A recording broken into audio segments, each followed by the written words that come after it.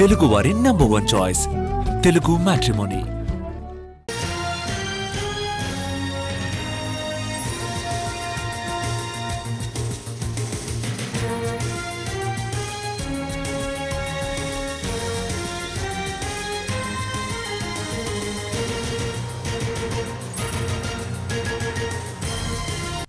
మేడ్చల్ జిల్లా మేడిపల్లి బాలాజీ హిల్స్లో దారుణం జరిగింది. భార్య స్వాతిని రంపంతో కోసి చంపేశాడు భర్త మహేందర్ రెడ్డి. తర్వాత ముక్కలుగా కోసిన శరీర భాగాలను కవర్లో వేశాడు. వికారాబాద్ చెందిన స్వాతి, అదే గ్రామానికి చెందిన మహేందర్ రెడ్డి ఇద్దరు ప్రేమించి పెళ్లి చేసుకున్నారు.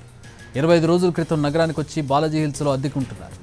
మహేందర్ రెడ్డి ర్యాపిడో నడుపుతూ జీవనం సాగిస్తున్నట్టుగా తెలుస్తోంది.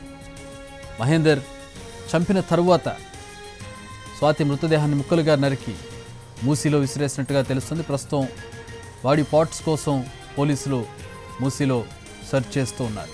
ప్రస్తుతం మహేందర్ని అదుపులోకి తీసుకున్నారు పోలీసులు. స్వాతిని చంపేసి ముక్కలుగా నరికిన మహేందర్ని కఠినంగా శిక్షించాలని స్వాతి తల్లిదండ్రులు కోరుతున్నారు. ఘటన మేడ్చల్ జిల్లా మేడిపల్లి బాలాజీ హిల్స్లో జరిగింది. స్వాతిని రంపంతో కోసి చంపేశాడు భర్త మహేందర్ రెడ్డి. తర్వాత ముక్కలుగా కోసి శరీర భాగాలను కవర్లో వేసి మూసీలో విసిరేశాడు. తెల్లవారుజామున ఘటన జరిగినట్టుగా తెలుస్తోంది. భార్యాభర్తల మధ్య ఉన్న సమస్య చుట్టుపక్కల వాళ్ళని ఎంక్వైరీ చేసినా కూడా తెలియదు. కానీ తల్లిదండ్రులు ఉదయం వచ్చిన తర్వాత తల్లిదండ్రులు చెబుతున్న దాని ప్రకారం వివరాలు తెలుస్తూ ఉన్నాయి. గత కొద్ది రోజులుగా ఇద్దరి మధ్య గొడవలు జరుగుతున్నట్టుగా తెలుస్తుంది. తల్లిదండ్రులతో ఫోన్ కూడా మాట్లాడనివ్వడం లేదని తల్లిదండ్రులు ఆరోపిస్తూ ఉన్నారు. 25 రోజుల క్రితమే నగరానికి వచ్చి బోడుప్పల్లో ఇల్లు అద్దెకు తీసుకున్నట్టుగా తెలుస్తోంది. తన కూతురిని మాయ చేసి ఎత్తుకుపోయాడని కన్నీటి పర్యంతం అవుతోంది స్వాతి తల్లి. డిగ్రీ చదువుతున్న స్వాతికి మాయమాటలు చెప్పి ప్రేమించాడంది. తాము ప్రేమ వివాహం వద్దని వారించామని, అయితే మహేందర్ మాయలో పడి తమ మాట వినకుండా అతన్ని వివాహం చేసుకుందని తెలిపింది. ప్రేమ వివాహం చేసుకున్న తర్వాత మంచిగా ఉండమని చెప్పి బంగారం డబ్బులు ఇచ్చి పంపామంది. అయితే కొద్ది రోజుల నుంచి చిత్రహింసలు పెడుతున్నట్టుగా స్వాతి తనకు చెప్పిందని తెలిపింది. అంతేకాదు తనను ఎప్పుడైనా చంపుతాడని భయం కూడా వ్యక్తం చేసినట్టుగా తెలుస్తోంది. అత్తమామలు భర్త కలిసి తన కూతురిని చంపారని ఆవేదన వ్యక్తం చేసింది స్వాతి తల్లి. అంతేకాదు స్వాతితో ఫోన్లో కూడా మాట్లాడనిచ్చేవారు కాదని, దొంగచాటుగా తమకు కాల్ చేసేదని చెబుతోంది. బాగా నేర్పిన ఇంట్లోకి తెలుసుకుర్రు, ఇంట్లోకి తెలుసుకొని తల్లిదండ్రులు ఇద్దరు నేర్పిన్రు. నేను చేసుకోమని అన్నారు. నా బిడ్డ అక్కకైనా అంత బంగారం పెడతాం బిడ్డ. నా బిడ్డ అలా మాటలు పట్టుకుంది. 14 చదివింది. పెళ్ళి హాస్టల్లోకి వెళ్ళి వచ్చినాక 2-3 రోజులు ఊకే తిరిగిండు. ఫోన్ మాట్లాడితే నాకు దొరికింది. నేను తిట్టినా. దాని తల్లిని గుంజుకొచ్చి అడిగితే నా మొగని కాలు మొక్కింది. తప్పైంది, నా కొడుకుదే, పెళ్లి చేస్తాం, నీ బిడ్డకు చేయండి అన్నది. మేము సప్పుడు దాక్కున్నాం సార్. వచ్చిండు, పిల్లని ఎత్తుకపోయిండు, మాట్లాడనియాడు.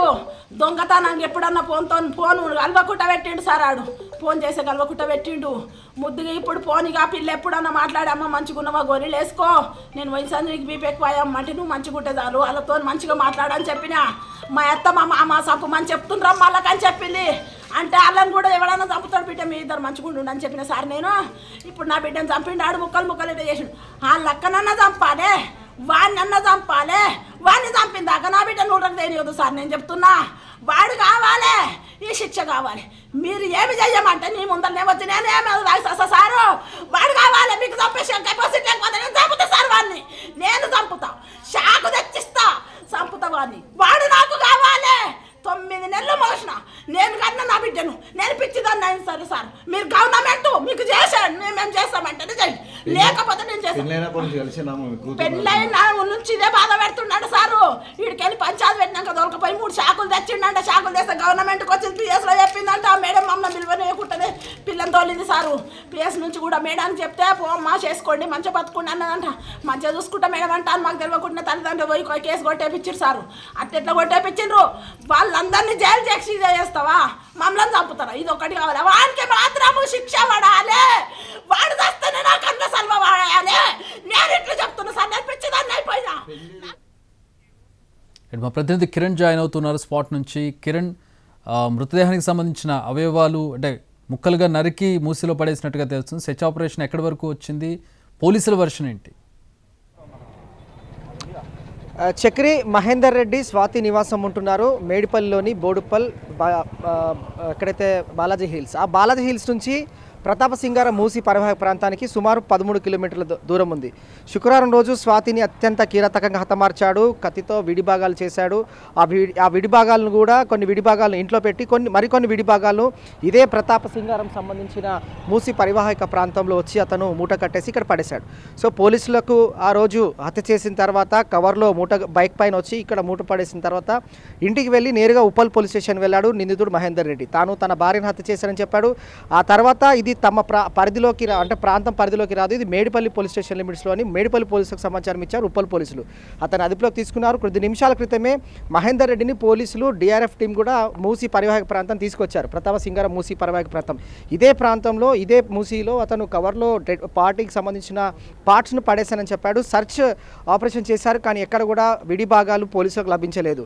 వాస్తవంగా పరిశీలిస్తే గత కొద్ది రోజుల నుంచి వర్షాలు కురుస్తున్నాయి. ఎగువ ప్రాంతాల నుంచి ఉండగా వరద నీరు వస్తుంది. గేట్స్ ఎత్తిన క్రమంలో హిమాయత్ సాగర్, ఉస్మాన్ సాగర్ ఈ మూసి నుదే చాలా వరకు వాటర్ ఫ్లో పోలీసులకు లభించలేదు. సో మహేందర్ రెడ్డిని పోలీసులు అదుపులో తీసుకొని మరికొంత ప్రాంతం కూడా వెళ్ళారు. ఎందుకంటే అతను ఇంకొక ప్రాంతంలో కూడా బాడీ పార్ట్స్ పడేవేశారని చెప్పడం.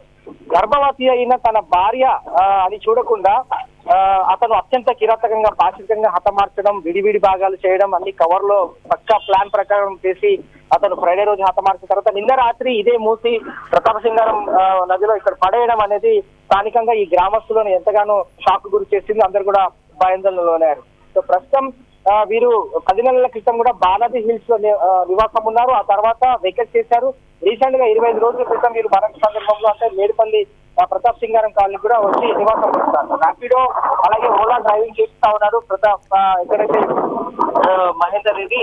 సో మొదటిసారి స్వాతి గర్భవతి అయినప్పుడు అబార్షన్ చేయించాడని చెప్పి స్థానికులు చెప్తున్నారు. సో స్థానికులు చెప్తున్న దాని ప్రకారంగా పరిశీలిస్తే మహేందర్ రెడ్డి ప్రేమించి పెళ్లి చేసుకున్నప్పటికి కూడా ఎందుకు ఇంత కిరాతకంగా హతమార్చాల్సి వచ్చింది, అత్యంత కిరాతకంగా హతమార్చి బాడీ పార్ట్స్ విడివిడి భాగాలు చేసి మూసిలో పడవేయడం, మరికొన్ని ప్రాంతాల్లో కూడా బాడీ పార్ట్స్ పడేయడం అనేది ప్రస్తుతం పోలీసులు సెర్చ్ ఆపరేషన్ చేస్తూ ఉన్నారు. బాడీ పార్ట్స్ మాత్రం లభ్యం కాలేదు. ప్రతాపసింగారం సంబంధించిన మూసిలో నిందితుడు ఇచ్చిన సమాచారంతోనే అతను పడేసిన స్థలంలోనే అతనితో గాలించారు, కానీ ఎక్కడ కూడా లభించలేదు. Clues teams, forensic, dog squad అలాగే డిఆర్ఎఫ్ బృందాలతో ప్రస్తుతం మృతదేహం బాడీ పార్ట్స్ కోసం పోలీసులు సెర్చ్ ఆపరేషన్ చేస్తున్నారు. స్వాతి వివాహమైన తర్వాత 4 నెలల నుండి ఇక్కడ ఈ మేడిపల్లిలోని బాలాజీ హిల్స్లో సుమారు 25 రోజుల క్రితం వాళ్ళు వచ్చినప్పటికి కూడా గతంలో ఉన్నప్పుడు కూడా వీరిద్దరి మధ్యలో గొడవలు తరచూ ఉండేటివి. తర్వాత స్వాతిని తల్లిదండ్రులతో మాట్లాడించకపోవడం, స్థానికులతో కూడా మాట్లాడించకపోవడం, అంటే ఏదైనా అనుమానం ఉందా లేదంటే ఇతర కారణాలు ఏ విధంగా ఉన్నాయని మాత్రం తెలియాల్సింది. ప్రస్తుతం మహేందర్ రెడ్డిని అయితే అదుపులోకి తీసుకున్నారు పోలీసులు. ఇక స్వాతికి సంబంధించిన విడిభాగాలు, డెడ్ బాడీ పార్ట్స్ ఎక్కడైతే పడేసాడో దానికి సంబంధించి కూడా సర్చ్ ఆపరేషన్ కొనసాగుతుంది. Chakri all right, thanks for the updates Kiran.